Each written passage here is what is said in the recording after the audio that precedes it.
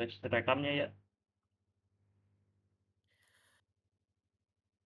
Oke, bismillahirrahmanirrahim. Assalamualaikum warahmatullahi wabarakatuh.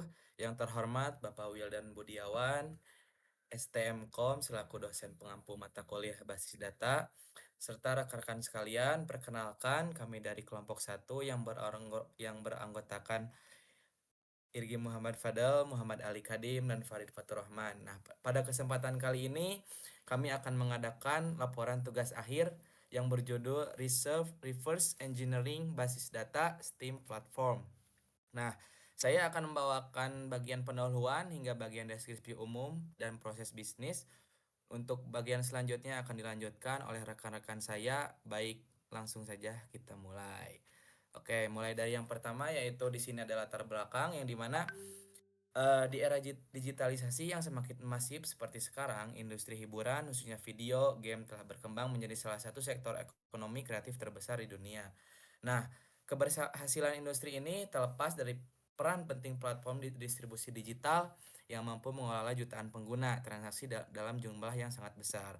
Nah, salah satu pionirnya sekaligus penguasa pasar terbesar dalam ekosistem PC gaming adalah platform Steam yang dimana dikembangkan oleh Valve Corporation. Nah, pertanyaannya adalah apa sih yang membuat Steam bisa berjalan dengan mulus melayani jutaan pengguna setiap harinya? Yang dimana jawabannya adalah fondasi sistem basis data yang dirancang dengan sangat baik. Yang dimana pengoperasiannya platform berskala global seperti Steam diperlukan seperti sistem basis data yang andal, aman, dan konsisten yang memahami bagaimana struktur data internal pada aplikasi sekompleks tim bekerja secara nyata merupakan hal yang sangat besar dan mendasar bagi mahasiswa teknik informatika.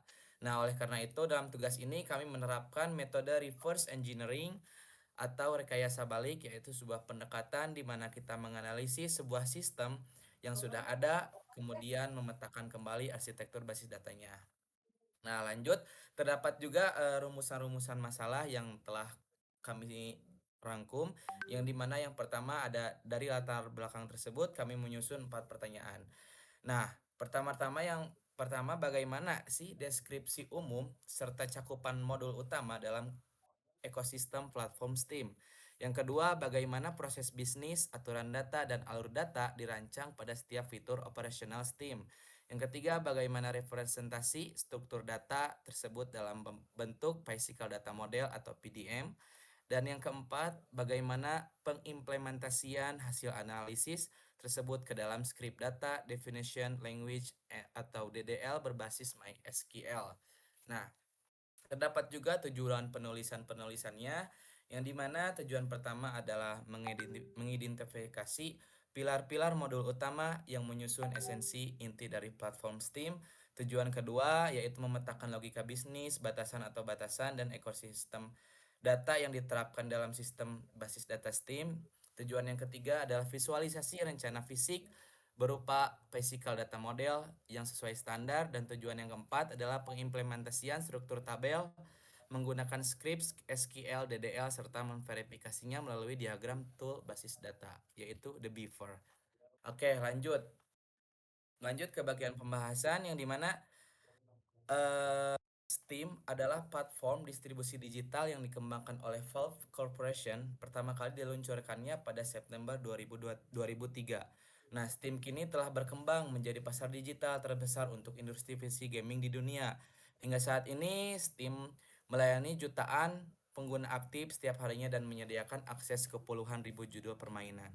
Nah, Steam juga bukan sekedar toko game biasa. Platform ini juga berfungsi sebagai platform manajemen hak digital, platform permainan berani multi pemain, sekaligus layanan jejaring sosial bagi komunitas gamer di seluruh dunia.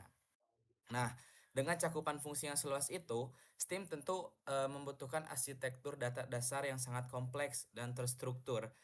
Jadi inilah yang menjadikan Steam sebagai objek studi yang menurut kami sangat relevan.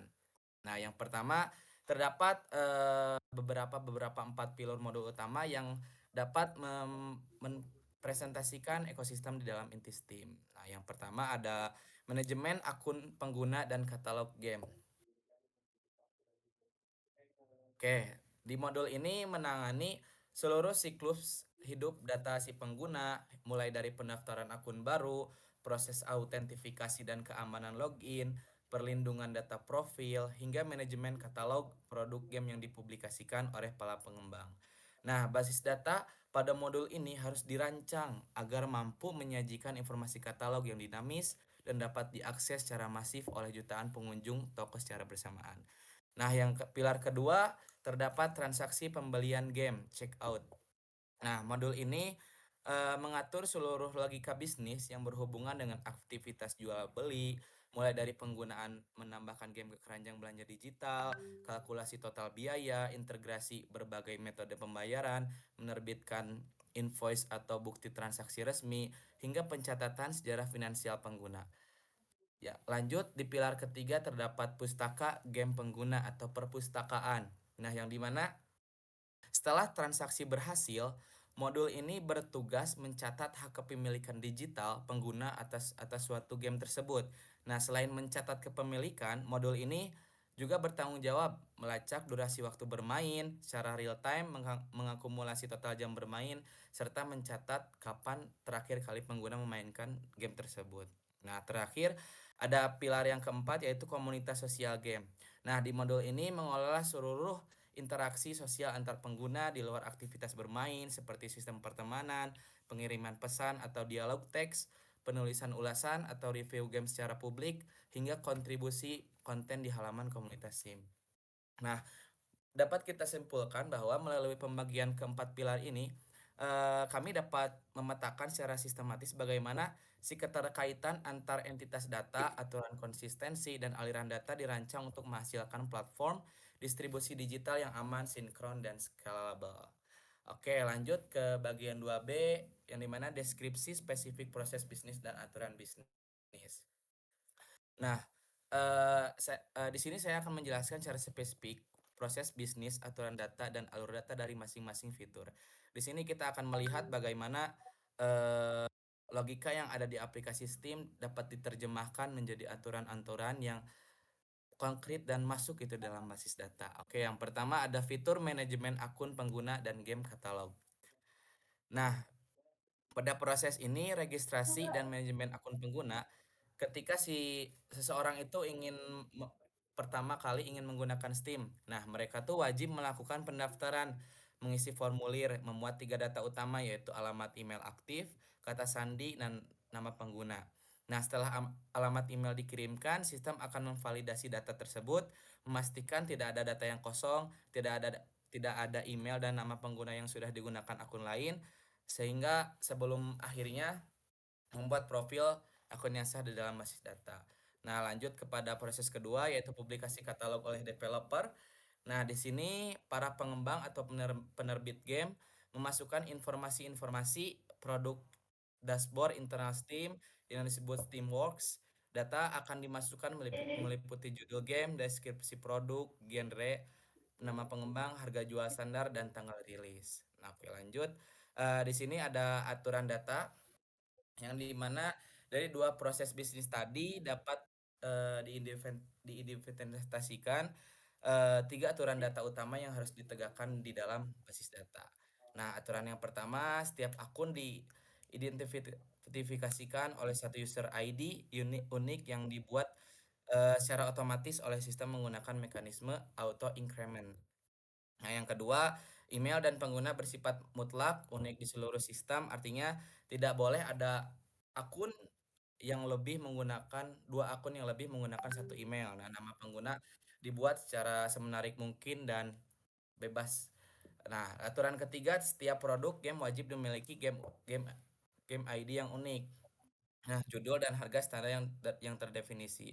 Harga diperbolehkan bernilai nol, yang mewakili kategori game gratis atau free to play. Untuk memastikan tidak ada harga negatif yang masuk ke sistem, kami menambahkan check constraint price sama dengan nol. Nah, alur input datanya untuk input datanya terdapat dua sumber yaitu registrasi, username, email, password, serta formulir rilis produk. Untuk prosesnya, sistem melakukan tiga hal secara berurut. Yang pertama, memverifikasi keunikan email, nama pengguna agar tidak diduplikasi. Kedua, mengkripsi kata sandi. Yang yang ketiga, menambahkan timestamp otomatis pada kolom kolom created. Nah, lanjut kepada fitur yang kedua, transaksi pembelian game. Proses pertama mengisi keranjang belanja, proses kedua check out validasi berbayar, proses ketiga penerbitan bukti pembelian. Nah, aturan datanya, transaksi yang dapat diproses jika dilakukan oleh akun pengguna yang sah dan telah diautentifikasi. Yang kedua yaitu relasi many to many antara entitas order dan game. Yang ketiga, dicatat di tabel detail transaksi wajib mengunci nilai harga dan pada transaksi terjadi. Oke, lanjut. Nah, pada bagian pemaparan yang tadi telah sampaikan bahwa deskripsi umum platform Steam serta bisnis proses dan bisnis rule, fitur satu dan fitur 2 secara garis besar kita dapat dilihat bahwa fitur Steam proses bisnis jelas, eh, aturan data yang ketat. Nah, dari semua yang ditampilkan secara langsung dalam perencanaan basis datanya, selanjutnya dilanjut ke bagian-bagian selanjutnya yang akan dijelaskan oleh teman saya Muhammad Irgi Fadil. Irgi Muhammad Fadil, saya persilahkan. Oke, baik. Sebelumnya bisa di-zoom terlebih dahulu. Nah, jadi saya akan melanjutkan ya bagian saya yaitu poin C tentang physical data model, yang mana pada poin ini tuh termasuk implementasi dari apa yang telah dijelaskan oleh Ali tadi ya. Nah, jadi dari fitur-fitur tadi yang telah dijelaskan tuh kita lihat dari VOV database-nya. Nah, bagaimana? Nah, untuk dari VOV database-nya itu kita buat menjadi 10 entitas ya. 10 entitas yang mana dari ke-10 entitas itu dibagi menjadi beberapa bagian, beberapa kategori dari 4 fitur tadi ya. Ya, untuk yang fitur pertama itu ada manajemen akun dan katalog game. Nah, pada fitur pertama ini ada 4 entitas ya. Yang pertama itu ada BDA 1 users. Nah, itu tuh termasuk manajemen akun. Kemudian ada BDA 1 games dan juga ada BDA 1 game genres dan genres ya, game genres. Nah, untuk itu tuh karena hubungannya itu many to many, jadi dibuat entitas game genres untuk menjadi jembatan antara tabel games dan genres. Untuk selanjutnya dari fitur kedua itu ada 3 entitas ya, yaitu BDA 1 payment method, kemudian BDA 1 orders, dan BDA 1 order details. Nah, untuk fitur 3 itu ada library pengguna, yang mana itu tuh hanya ada satu entitas, yaitu BDA 1 library. Nah, bisa dilihat. Nah, untuk fitur selanjutnya itu ada yang namanya Community Hub. Nah, untuk Community Hub ini ada 2 entitas ya, yaitu BDA 1 Friendship dan BDA 1 Reviews. Nah, semua entitasnya tuh saling berhubungan gitu ya. Karena ini tuh ya emang bentuk implementasi dari semua fitur tadi sehingga dibuat berhubungan. Nah, selanjutnya ke bagian script DDL. Nah, untuk script DDL-nya itu seperti ini. Nah, mungkin bisa dilihat ya di scroll ke bawah. Scroll, scroll, scroll. Nah, ini untuk script DDL-nya. Nah, pada script DDL ini itu kita terapkan beberapa hal ya untuk menjamin integritas data. Nah, ada apa aja itu teh? Nah, itu teh ada yang pertama tuh ada yang namanya primary key dan auto increment. Nah, jadi setiap tabel tuh punya identifier unik yang generate otomatis seperti user ID, game ID, order ID. Nah, selanjutnya ada yang namanya foreign key dengan referential action. Misalnya di tabel BDA 1. Nah, ada tabel BDA 1 order details. Itu di bawah, di bawah. Bawah. Ya, itu order details. Nah, di situ tuh nah, itu tuh dipasangkan foreign key dengan reversion action ya, karena misalnya nih kalau ada sebuah order dihapus, maka seluruh detail itemnya itu otomatis akan terhapus juga ya. Sebaliknya juga game tidak boleh dihapus selama masih tercatat di riwayat transaksi. Nah, itu untuk fitur dari yang tadi disebutkan. Nah, selanjutnya kita juga memasukkan eh, cek konten ya, misalnya harga game dan total transaksi itu tidak boleh bernilai negatif. Kemudian enum ya, untuk kolom status seperti order dan status penemanan supaya nilainya terbatas dan konsisten. Kemudian kita juga memasukkan indeks tambahan ya di beberapa kolom version key yang sering dipakai untuk join dan filter supaya query di PointF nanti itu bisa berjalan lebih efisien. Nah, PointF yang dimaksud itu di tugas yang nanti ya yang akan dijelaskan oleh teman saya.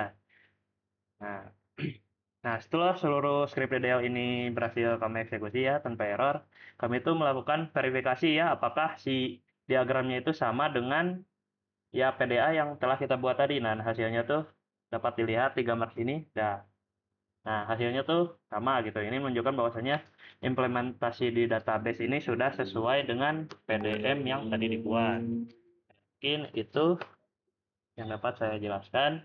Selanjutnya dilanjutkan oleh teman saya, Farid Lanjut, Irfan Hakim. suara. Selanjutnya saya akan menjelaskan pada poin E, yaitu script insert data dummy pada setiap tabel yang sudah dibuat teman saya tadi yang dari script DDL itu. Dan ini hasil screenshotnya. Pada tabel BDA1 user, saya melakukan insert. Isinya itu 5 insert. Ada Irgi Fadol, Ali Khadim, Farid, Irgi, Sek Akun, Ali, kedua.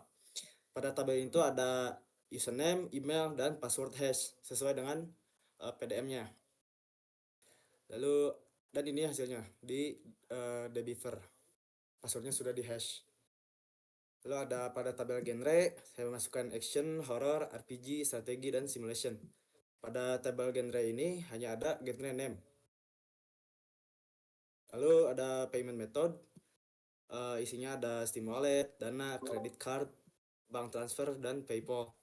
Pada metode payment ini juga hanya ada method name. Dan ini hasilnya. Ada beda satu games tabel. Beda satu games ini isinya ada title atau judul, deskripsi, game, nama developer, harga, dan tanggal rilis. Saya masukkan 5 juga. Ada CS2, ini sebagai title, ini deskripsinya, ini nama developer, ini harga, dan ini tanggal rilis. Ada Elden Ring, Civilization, Stardew Valley, dan Phasmophobia. Dan ini hasilnya di Beaver. Lalu ada tabel game genre, itu hanya game ID dan genre ID. Langsung masukkan aja. Tadi kan game ID-nya udah ada di tabel games. Langsung masukkan ininya, si game ID-nya dan genre ID yang tadi sudah dibuat. Hmm. Nah, ini satu, misal satu, berarti game ID 1 dan genre ID 1. Masuknya tuh ke game ID 1 itu CS2, genre ID 1 itu action. Berarti di sini bisa dibaca kalau satu itu game ID-nya 1 CS2, game ID satunya CS2 dan genre ID-nya 1 itu action. Berarti dibacanya seperti itu. Game ID 1 CS2, genre ID 1 action. Game ID 2 tadi itu Elden Ring dan genre ID 1 action. Stardew Valley misal. Stardew Valley itu game ID-nya 4. Kita cari 4, genre ID-nya 5. Berarti dibacanya adalah game ID simulation. Lanjut ke tabel orders. Ini simulasi pembelian game dummy. Tabel order ini isinya ada user ID, payment method ID, total price, dan status. Masukkan aja di SQL scriptnya user ID 2, payment method ID-nya 1, total price, dan status. Nah, ini. Lalu ada order details, ada isinya tuh ada order ID, ada game ID, dan price at purchase. Order ID-nya ini yang tadi di tabel order ID 1, game ID-nya 2, tadi itu Elden Ring berarti. Dan price at purchase-nya atau harga ketika dibelinya adalah 400.000. Langsung masuk ke database. Lalu ada tabel library atau pustaka game. Pada tabel ini ada user ID, game ID, playtime hours atau game waktu game dimainkan, dan terakhir kali game dimainkan pada saat kapan. Masukkan saja user ID, game ID, dan jumlah waktu yang untuk game itu dimainkan, dan terakhir kali dimainkan kapan. Pada Debiver hasilnya itu seperti ini.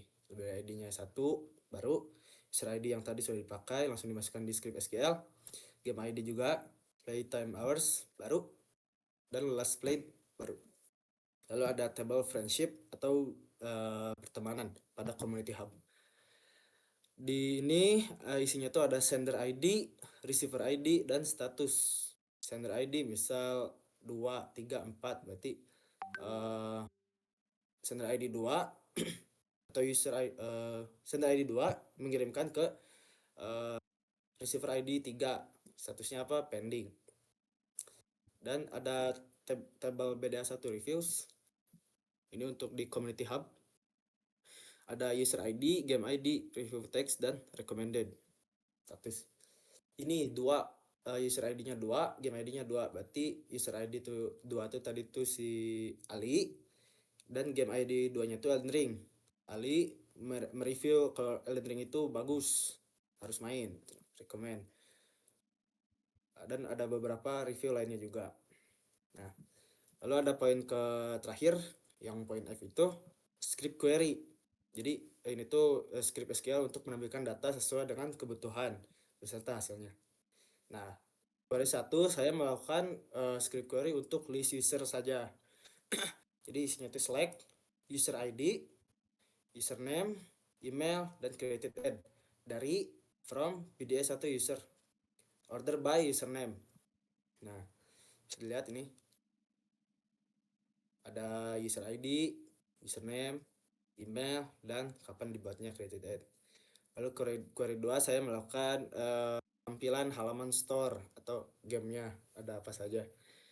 Scriptnya seperti ini, game ID, ada title, developer name, harga, lalu ada nama genre, terus ada dari games, terus ada juga dari game genre, ada juga dari genre, di ordernya itu sesuai dengan harga, order by price. Nah ini harganya dari yang terbesar sampai yang terkecil kalau sesuai dengan ini. Dan di sini sudah sesuai. Lalu ada query 3 saya melakukan purchase history. Di sini tuh ada order ID, username, title, as game title. Jadi title diganti game title, price at purchase, nama metode pembayaran, status, dan tanggal beli dari orders. Ada juga masuk juga user, order detail, games, dan payment method yang statusnya sukses. Hasilnya seperti ini. Ali Hardy membeli Elden Ring seharga 400.000, metodenya Steam Wallet, sukses, statusnya sukses pembeliannya. Lalu ada juga Irgi Sek akun membeli Phasmophobia 80.000 menggunakan credit card, statusnya sukses. Lalu ini juga ada yang free sesuai tadi yang dijelaskan oleh Ali, game free Counter Strike 2 harganya gratis, ininya sukses.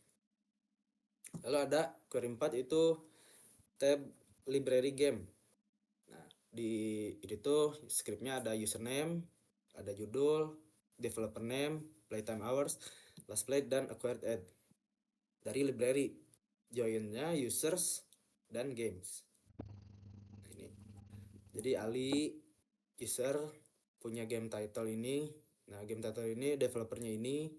Ali memainkan game ini sebanyak 42 jam dan terakhir dimainkan itu 26/6/20 jam 11.45 dan seterusnya. Lalu ada query 5 statistik internal atau halaman profile. Di sini tuh ada username dan ngehitung game ID yang dimiliki oleh username ini, dan juga waktu yang dimainkan oleh username ini, dan last played-nya kapan. Dari library L, join juga BDA user. Misalnya seperti ini, Ali mempunyai 3 game, total bermain seluruh game ini adalah 65 jam. Aktivitas terakhir itu adalah tanggal ini. Farid Turu juga gitu, cuman hanya ada 1 game, total mainnya 60 jam. Ali the second ada 2 game, mainnya 38 jam. Irgi 1 game, mainnya 12 jam. Lalu ada query 6 halaman Steam Community Hub. Di sini tuh ada title, username, dan case yang dimana recommended gitu. Lalu ada review teksnya dan kapan dibuatnya. Dari BDA 1 reviews, join juga BDA user dan BDA games. Ordernya di order by title dan created ad. Sini Farid merekomendasikan game Civilization 6 dan ini review teksnya. Irgi juga CS2 main gitu. Ini review teksnya. Lalu ada query 7, label review di halaman game. Jadi di sini ada isinya title, menghitung review ID dan jumlah recommendednya dari BDA games. Nah, ini ada titlenya Civilization 6 review 1 kali oleh user yang 5 tadi dan review positifnya 1, ininya 100. Hasilnya very positif. Ini CS2 1, reviewnya positifnya 1, 100 very positif. Ini Phasmophobia total reviewnya 3, yang mereview positifnya hanya 2. Berarti kan dihitungnya 100 dibagi 3 terus dikurangi yang sepertiganya itulah. 33,3 itu hasilnya mostly positif. Lalu ada query 8, itu panel sosial atau list friend. Ini ada username, U1 sebagai sender dan U2 sebagai username receiver. Lalu ada status dan created ad. Dari BDA1 friendship dijoin oleh BDA user U1 dan U2. Status created ad order by. Ali mengirim pertemanan ke Farid Turu, statusnya masih pending. Ali Khadim mengirim ke pertemanan ke Irgi Sekak, statusnya accept. Seperti itu. Lalu ada query 9, halaman bestseller. Nah, di query ini ada title, nama developer, ada menghitung order detail ID dan menjumlahkan price at purchase. Dari tabel BDA1 order detail join oleh games dan orders. Statusnya itu sukses. Di group by game ID, title, developer name. Di order by-nya diurutkannya oleh total sold dan total revenue. Nah, di sini Elden Ring title, developer name-nya From Software, total sold-nya 2. Total revenue-nya atau yang harga masuk dari 2 penjualan itu adalah 800.000. Ini ada Phasmophobia juga, dua orang yang membeli 160.000. Civilization hanya 1, hanya revenue-nya hanya 200.000. Stardew Valley hanya 1 juga, hanya 100.000. CS2 karena gratis, total revenue-nya walaupun ini berapapun total revenue-nya 0. Lalu ada query terakhir yang 10, deteksi game yang belum direview atau bisa dikatakan juga review your recent game. Nah, di query ini ada username, ada title, game title, ada waktu game yang dimainkan dan kapan dimilikinya. Dari table library, join juga dari user untuk username dan games untuk title dan playtime hours. Nah, di sini juga where not exist select 1 kalau dari game tersebut itu belum ada reviewnya. Nah, order by playtime hours. Tapi ketika saya ngerun ini dari beberapa insert data yang sudah saya masukkan, hanya satu yang keluar gitu. Jadi Ali HD mempunyai game titlenya tuh CS2, mainnya sudah 5,25 jam. Dia tuh belum nge-review, makanya kepanggil ke sini. Kalau akun-akun lain yang sudah review gak bakal ada di sini. Hanya yang tidak review saja, yang tidak ada di BDA1 reviews akan tampil di sini. Nah, sekian dari pembahasan ABCDF tadi. Kita masuk ke kesimpulan. Jadi melalui kegiatan reverse engineering ini,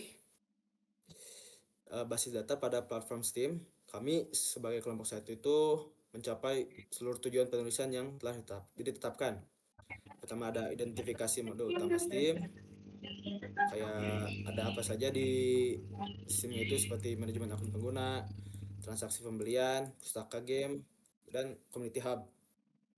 Lalu ada pemetaan logika bisnis dan konsistensi data, seperti aturan bisnis yang diimplementasikan, unit constraint-nya apa saja, check constraint, dan foreign key-nya apa. Lalu ada perancangan physical data model yang sudah dijelaskan tadi juga oleh Irgi. Kalau dari 4 fungsi STEAM ini, kita tuh berhasil ngebuat tuh 10 tabel yang ada atributnya, tipe datanya, primary key, foreign key, dan hubungan antar entitasnya. Lalu ada implementasi DDL dan verifikasi di Deviver. Seperti yang tadi sudah saya jelaskan. Kalau script DDL tadi itu berbasis SQL yang mencakup 10 tabel beserta batasan, indeks pendukung kinerja, dan hubungan antar tabel. Secara keseluruhan, pendekatan reverse engineering ini terbukti efektif sebagai metode untuk memahami dan merekonstruksi basis data arsitektur dari aplikasi nyata berukuran global. Itu saja yang dapat saya sampaikan. Jika teman-teman saya masih ada yang ingin disampaikan, boleh silakan.